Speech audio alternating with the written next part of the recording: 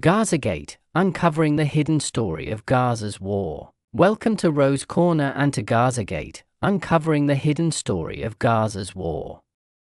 I'm your host, Roh, and today, we're diving into one of the most pressing and underreported issues of our time, the media blackout in Gaza during the ongoing Israel-Hamas conflict. Why are international journalists barred from Gaza? Who's telling the story of this war? And what might be hidden in the shadows of this restricted access? This is Gazagate, and we're here to give voice to the untold stories. Let's begin. 1. Why journalists are barred from Gaza. Imagine a war zone where the world's eyes are deliberately kept shut. Since the Israel-Hamas war erupted in October 2023, Gaza has been just that, a place where international journalists from outlets like CNN, BBC, and the New York Times are largely forbidden from entering independently. Israel has imposed strict controls, citing security concerns for both journalists and its military operations. Foreign reporters are only allowed in on tightly controlled embeds with the Israeli Defense Forces, where their footage and stories must be reviewed by the military before publication. Egypt, controlling the Rafah crossing, has also restricted access, though some point to Israel's oversight at the border as a key factor. This isn't just a logistical issue, it's a profound barrier to truth. In February 2024, over 50 prominent journalists, including CNN's Christiane Amanpour and BBC's Jeremy Bowen, signed an open letter demanding free and unfettered access to Gaza. They argued that without independent reporting, the world is left in the dark about the true scale of the conflict. Israel's High Court upheld these restrictions in early 2024, prioritizing security over press freedom. But when the gates are locked, who tells the story? And what stories are we missing? 2. Local heroes, the risk and resilience of Palestinian reporters. In the absence of international media, the burden falls on local Palestinian journalists, heroes working under unimaginable conditions. These reporters, often freelancers or working for outlets like Al Jazeera, are the eyes and ears inside Gaza. They document airstrikes, film destroyed neighborhoods, and interview grieving families, all while facing starvation, displacement, and the constant threat of death. The Committee to Protect Journalists reports that over 100 Palestinian journalists have been killed since October 2023, making this one of the deadliest conflicts for media workers in modern history. Take someone like Ahmed Hijazi, a content creator turned war reporter. He's shared videos of Gaza's destruction with millions, showing the world what mainstream media can't. In Gaza, there's no difference between a journalist and a social media creator, he's said, highlighting how ordinary citizens have become vital storytellers. These local heroes risk everything to bring us raw, unfiltered accounts, but their work comes at a cost. They lack the resources, protection, and reach of international outlets, and their voices are often drowned out by official narratives or dismissed as biased. Yet without them, we'd know even less about Gazagate. 3. Controlled narratives, Israel, Hamas, and the battle for information. Let's talk about the information war. Both Israel and Hamas have a vested interest in shaping how this conflict is perceived. The Israeli Defense Forces release carefully curated videos and statements, framing their actions as targeted operations against Hamas. Hamas, meanwhile, issues its own claims through channels like Telegram, often portraying itself as a resistance movement. Both sides know the power of narrative, and with international journalists sidelined, these official accounts dominate. This control creates a vacuum where truth struggles to survive. For example, reports of hospital strikes or civilian casualties often come from one side or the other, with little independent verification. Western media, relying on these sources or embeds, can inadvertently amplify one narrative over another.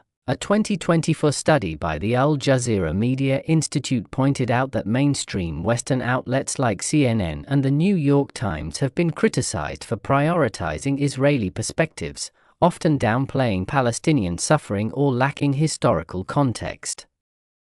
This isn't necessarily malice, it's a symptom of limited access, but it fuels suspicions of a cover-up, what some call Gazagate, a deliberate effort to obscure the full scope of the war's devastation. 4. Social media's raw lens, truth or misinformation. In this vacuum, social media has become a lifeline and a lightning rod. Platforms like X, TikTok, and Telegram are flooded with content from Gaza, videos of rubble-strewn streets, cries for help, and raw footage of airstrikes. These posts, often from local residents or activists, have garnered billions of views. A 2023 analysis by Humans, a tech company, found that pro-Palestinian hashtags on TikTok and Instagram outnumbered pro-Israeli ones by a factor of 15 to 1. This is where many, especially younger audiences, get their news. But social media is a double-edged sword. It's unfiltered, which gives it power but also vulnerability. Misinformation spreads fast, fake videos, unverified claims, or manipulated images can go viral before they're debunked. For instance, posts alleging specific atrocities, like mass graves, often lack the context or verification that professional journalists could provide. Yet, social media fills gaps left by mainstream media, humanizing the conflict through personal stories. It's a messy, chaotic lens, but for many, it's the only window into Gazagate. 5. Echoes of history, how Gazagate compares to past war reporting. Let's step back and compare. During World War II, war correspondents like Ernie Pyle roamed battlefields, embedding with troops but still telling vivid, human stories. Even in Vietnam, journalists had access to conflict zones, exposing truths that shaped public opinion. Gaza is different. The near-total media blackout is unprecedented in modern warfare. Israel argues it's about security, protecting journalists and preventing sensitive military information from leaking. Critics, however, see it as a strategy to control the narrative, reminiscent of past conflicts where access was restricted to hide inconvenient truths. In 2003, during the Iraq War, embedded journalists faced similar scrutiny, but they still had access to the front lines. Gaza's restrictions are tighter, with only occasional, heavily monitored embeds. This raises a haunting question: what don't we know? Are we missing evidence of war crimes, humanitarian crises, or even glimmers of hope for peace? The term Gazagate captures this suspicion that the lack of transparency is no accident but a deliberate veil over the war's realities. 6. The cost of opacity, what's concealed in Gazagate's shadows. So, what's at stake? The cost of this media blackout is staggering. First, there's the human toll. UNICEF reports that over 15,000 children have been killed in Gaza since October 2023, with tens of thousands more injured or displaced. Without independent journalists, these numbers are often contested, leaving room for doubt and denial. Second, there's the erosion of trust. When people rely on fragmented social media posts or official statements, polarization deepens. Some see Israel as a victim defending itself, others see a humanitarian catastrophe unfolding in Gaza. Both may hold pieces of truth, but without a clear picture, division grows. Then there's the question of accountability. Allegations of war crimes, whether by Hamas's October 7th attack or Israel's military response, require independent investigation. But with journalists locked out, groups like Human Rights Watch or the UN struggle to verify claims. A 2024 Intercept report criticized Western media for underreporting Palestinian casualties, while a BBC documentary scandal, where a narrator was revealed to be linked to Hamas, raised questions about impartiality. Gazagate isn't just about access, it's about what's lost when the world can't see clearly. 7. Conclusion. So, where do we go from here? The term Gazagate isn't just a catchy title, it's a call to question what's hidden.